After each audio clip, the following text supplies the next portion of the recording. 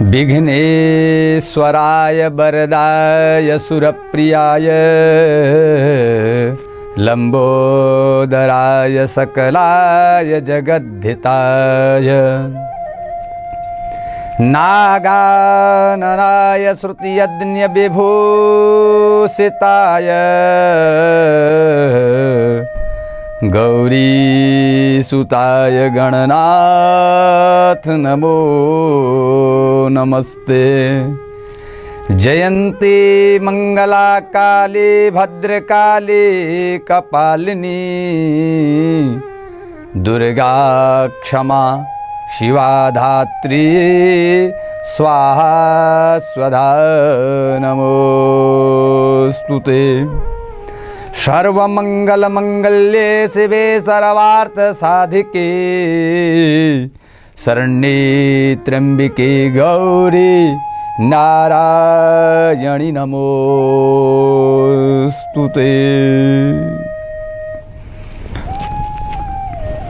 परम्बा आद्याशक्ति माँ जगदम्बा के समुपासक श्रद्धामयी भक्तिमयी माताएं, धर्मपरायण अतिथि अभ्यागत संत समाज, विद्वत समाज, भक्त समाज, आज हम लोग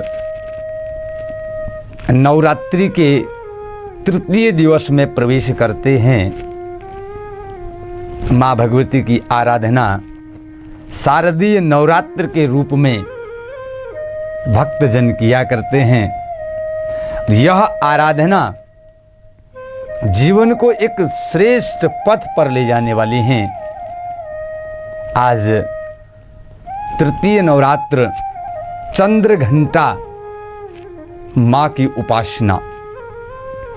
चंद्र घंटा माँ की उपासना में बहुत सुंदर स्तुति कही गई है, बहुत सुंदर श्लोक शास्त्रों में मिलता है। पिंड प्रवरारूढ़ा चंडकोपस्त्रकैर्युता। पिंड प्रवरारूढ़ा चंडकोपास्त्रकैर्युता। प्रसादं तनुते मह्यं चंद्रघंटेति विश्रुता। चंद्रघंटेति विश्रुता। माँ दुर्गा की तीसरी शक्ति का नाम चंद्रघंटा है। नवरात्रि उपासना में तीसरे दिन इन्हीं के विग्रह का पूजन आराधन किया जाता है। इनका यह स्वरूप परम शक्तिदायक और कल्याणकारी है। इनके मस्तक में घंटे के आकार का अर्धचंद्र है। इसी कारण से इन्हें चंद्रघंटा देवी कहा जाता है। इनके शरीर का रंग स्वर्ण के समान चमकीला है। इनके 10 हाथ हैं। इनके 10 हाथों में खड्ग आदि शस्त्र और बाण आदि अस्त्र विभूषित हैं।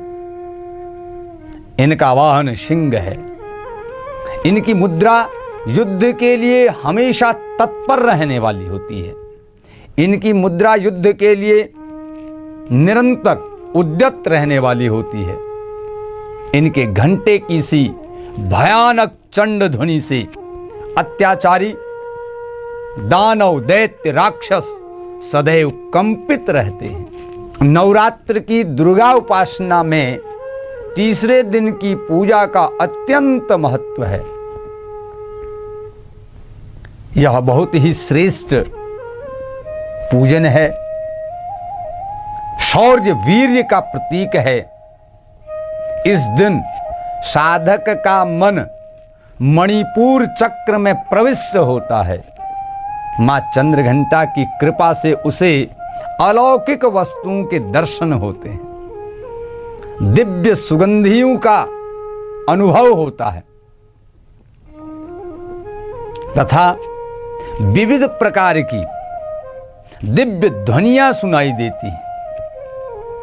ये क्षण साधक के लिए अत्यंत सावधान रहने के होते हैं।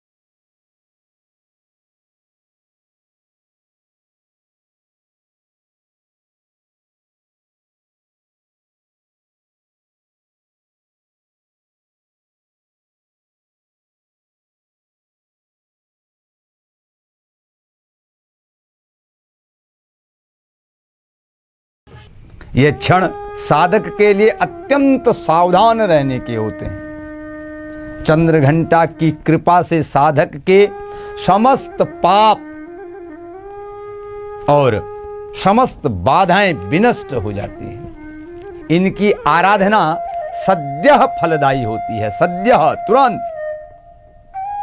इनकी आराधना करने से व्यक्ति को सद्यः फल की प्राप्ति होती है, तुरंत फल की प्राप्ति होती है। इनकी मुद्रा सदैव युद्ध के लिए अभिमुख रहने की होती है। अतः भक्तों के कष्ट का निवारण ये अत्यंत शीघ्र कर देती है। इनका वाहन सिंह है, अतः इनका उपासक सिंह की तरह पराक्रमी और निर्भय हो जाता है। इनके घंटे की ध्वनि सदा अपने भक्तों को इनके घंटे की ध्वनि सदा अपने भक्तों की प्रेत बाधादि से रक्षा करती है। जब घंटा नाद होता है तो हर प्रकार की जो प्रेत आदि बाधाएं हैं वह समाप्त हो जाती है। इनका ध्यान करते ही शरणागत की रक्षा के लिए इस घंटे की ध्वनि निनादित हो उठती है।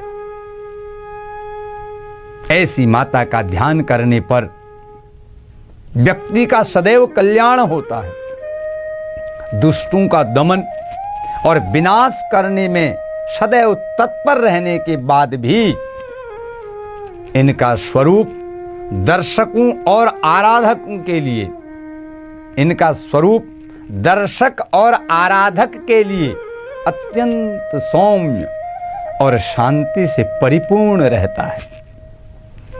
इनकी आराधना से प्राप्त होने वाला एक बहुत बड़ा सद्गुण यह भी है कि साधक में वीरता, निर्भयता के साथ ही सौम्यता एवं विनम्रता का भी विकास होता है।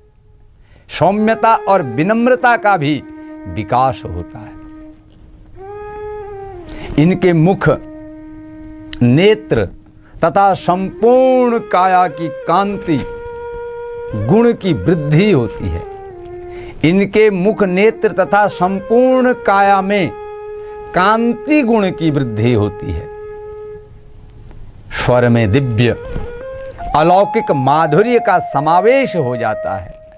आहा, मां चंद्रघंटा के भक्त और उपासक जहां भी जाते हैं लोग उन्हें देखकर शांति और सुख का अनुभव करते हैं। उनका जीवन निर्मल हो जाता है और जहां भी वो लोग जाएं वहां एक अलौकिक दिव्य मां का आशीर्वाद उनके साथ रहता है। ऐसे साधक के शरीर से दिव्य प्रकाश युक्त परमाणु का अदृश्य विकिरण होता रहता है। क्या सुंदर वर्णन है। दिव्य प्रकरण, दिव्य परमाणु का अदृश्य विकिरण होता रहता है। यह दिव्य क्रिया साधारण चक्षुओं से दिखाई नहीं देती, किंतु साधक और उनके संपर्क में आने वाले लोग इस बात का अनुभव भली भांति करते रहते हैं।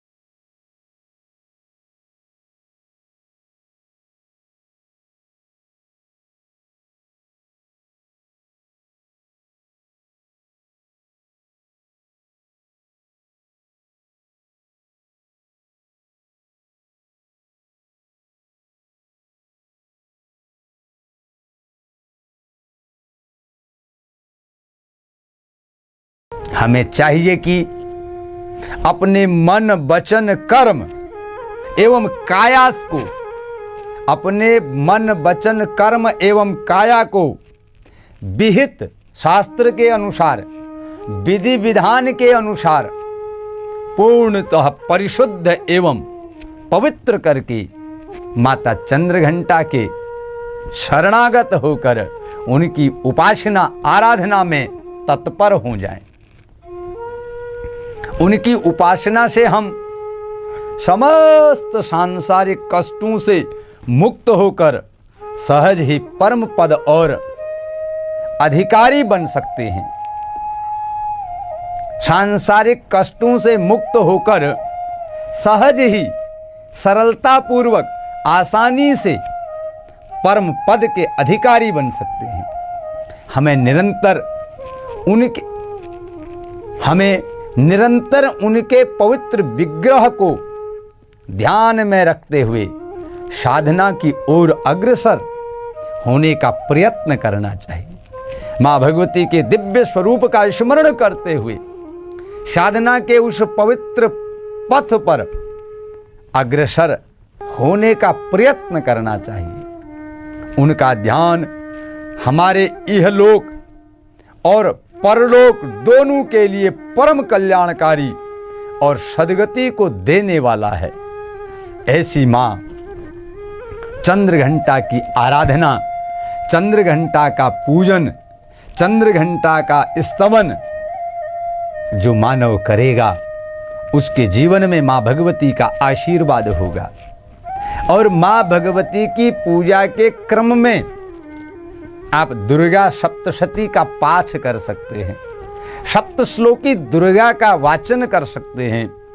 कवच, अर्गला, कीलक, रात्रि सूक्त और 13 अध्याय, प्रथम अध्याय पूर्व चरित्र, मध्यम चरित्र और उत्तर चरित्र, इनका पाठ करते हुए क्षमापन स्तोत्र, क्षमा माँ भगवती से मंत्रहीनम क्रियाहीनम भक्तिहीनम सुरेश्वरी यत पूजितम मया देवी परिपूर्णम तदस्तु में आवाहनम न जानामि तवार्चनम पूजाम चैव न जानामि क्षम्यताम परमेश्वरी क्षम्यताम परमेश्वरी।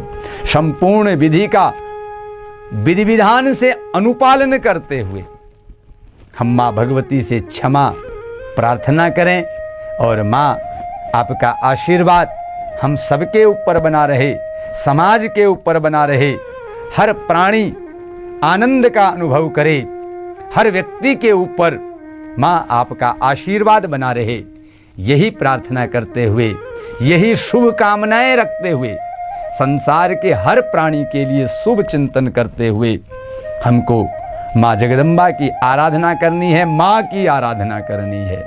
माँ शब्द ही सबको प्रेम देने वाला है। माँ शब्द ही एक वात्सल्य से भरा हुआ है। माँ का नाम ही कल्याणकारक है। तो ऐसी माँ का हम स्तवन करें, वंदन करें, अर्चन करें और नवरात्रि, शारदीय नवरात्रि के शुभ अवसर पर यह सुंदर विधान करते हुए माँ का आशीर्वाद ग्रहण करें। मैं आचार्य डॉक्टर दिनेश चंद्र भारद्वाज आज माँ चंद्रघंटा के इस सुंदर स्वरूप का वर्णन करते हुए आप भक्तों के बीच में अभी तक चैनल के माध्यम से उपस्थित हुआ और आप सभी के ऊपर माता रानी का आशीर्वाद बना रहे, यही कहते हुए अपनी वाणी को विश्राम देता हूँ और पुनः आप सभी को जय माता दी।